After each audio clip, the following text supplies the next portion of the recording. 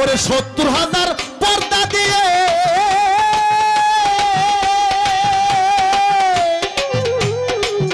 ওরে থাকে আল্লাহ ঘুমটা দিয়ে। এই ৭০,০০০ পর্দা কোথায় জানেন?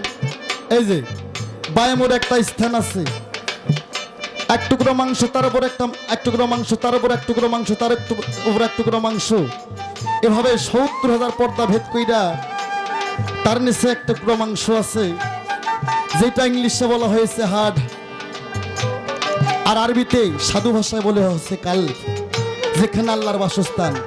ওরে ৭০,০০০ পর্দা দিয়ে